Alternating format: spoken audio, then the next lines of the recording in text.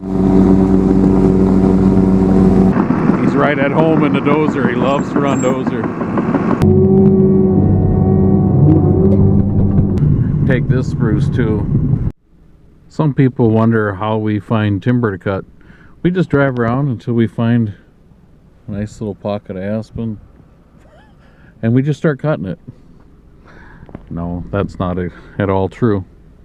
In fact, it's not even close to true. It's way more complicated than that. This actually is a private piece that a logger owns, and he's going to start cutting it. His buncher's back there, but I can't see it. Well, I told you his buncher was back there. There's a skidder right there.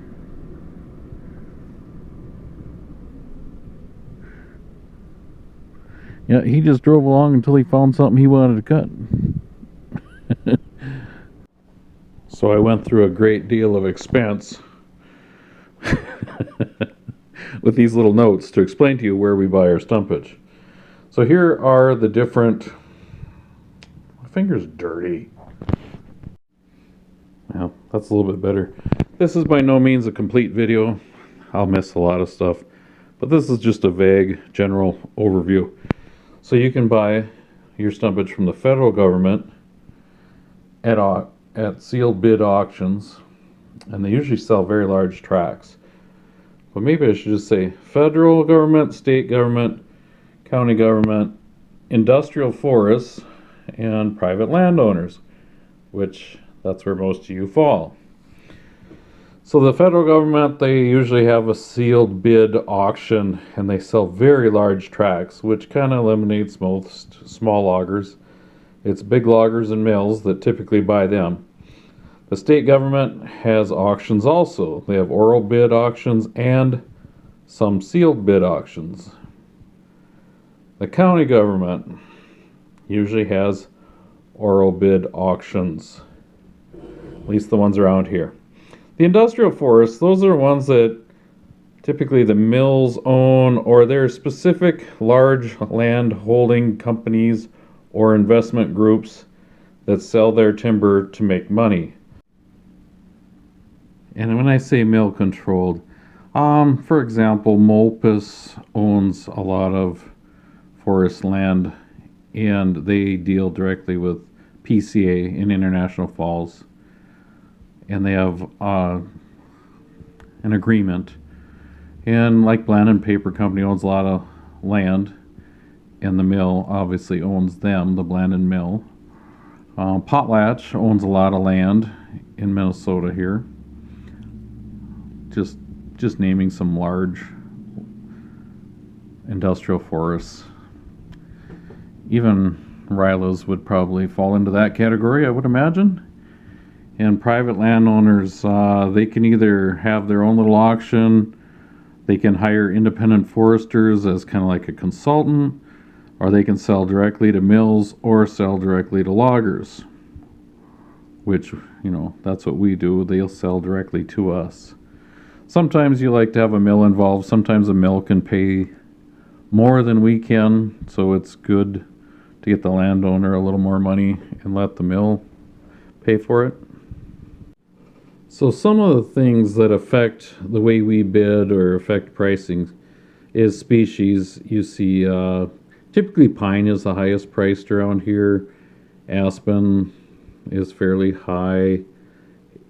And if there's quality hardwoods, maybe a little bit higher. But, you know, as you go down to the species that don't sell very well, we'll say birch and ash and tamarack, them kind of species, there's not a lot of market, so they don't sell very well.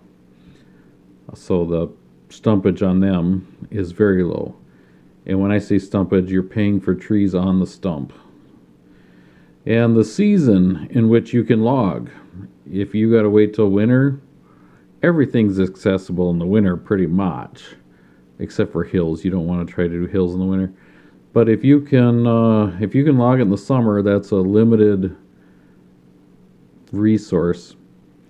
Summer accessible logging is definitely worth some more. I have the type of harvest written here. If it's a thinning, it's not worth as much because it's slower going, or a shelter wood. It's just a little slower on production, so typically those will knock the price down that a mill or a logger's willing to pay. Obviously, the higher the quality, less rot, that kind of stuff. The higher the quality, the more they're willing to pay. Cords per acre is a big one. The higher the density, the better our production is. The more wood, to one landing, or less roads, all that stuff. So cords per acre is a big one. I'd like to have at least 20 cords to the acre. If you can get into a 30 cord to the acre stand, that's pretty nice by today's standards. I've seen it as high as 50 or 70. We don't get to cut them, but I've seen them. More things to consider. Access. How much road building do we have to go through? Can we back off a county road or a state road and it's right there? Or do we have to build 11 miles, go across miles of swamp, build an ice bridge, all that stuff? The more difficult the access, the lower the price. Terrain. I'm referring to hills. Moderate hills aren't bad.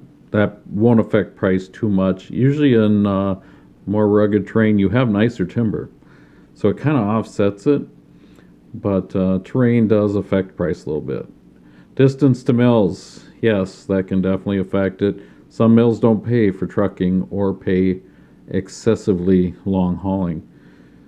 So that can hurt. Mixed stand. And when I refer to that, like the pure aspen stands or pure pine stands, they'll sell higher because the production is better. But if a stand is really mixed, it might hurt the bid price a little bit. Stumpage prices. Understory. This is what I'm referring to. Unmerchantable trees. Lots of, we call them volunteers underneath the canopy. If there's a lot of that slows production down and therefore could hurt stumpage pricing. I got crossings, if there's stream crossings and scattered throughout the sale, that kind of stuff, that also will lower most guys' desire to bid higher. So I hope that helps. So I'll let you look at my scribbles here. So when trying to put this video together, one of the big things is, why is private stumpage worth less than if you buy it from another agency? One guy said it was the hassle factor. And I'll get into that a little bit. I said it was property lines was a big one. If the private landowner is not absolutely 100% sure of their property lines, that is time consuming and a liability.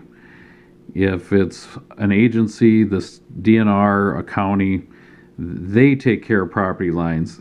It is their liability, their responsibility for the property lines, which takes liability away from us, which is good.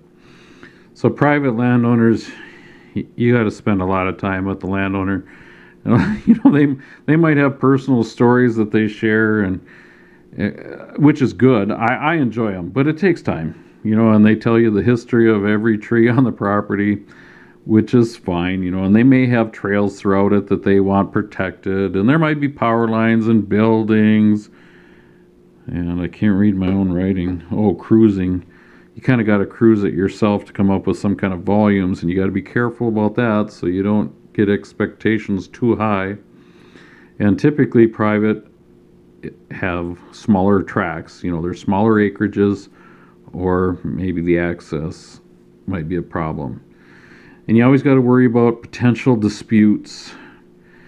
But when you have a forester, when they hire a consultant forester, the forester is a buffer between the landowner and the logger, which sometimes works, I guess. I've never had an issue, but I think I can see where that would be good.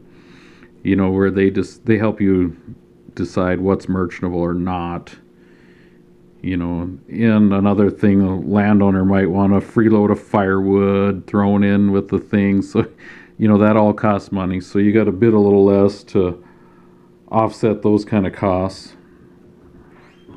And a lot of times private landowners, they'll wait until their timber is over mature and half blown down, you know, because they don't want to cut it while it still looks good. They got to wait till it's a big mess before they'll harvest.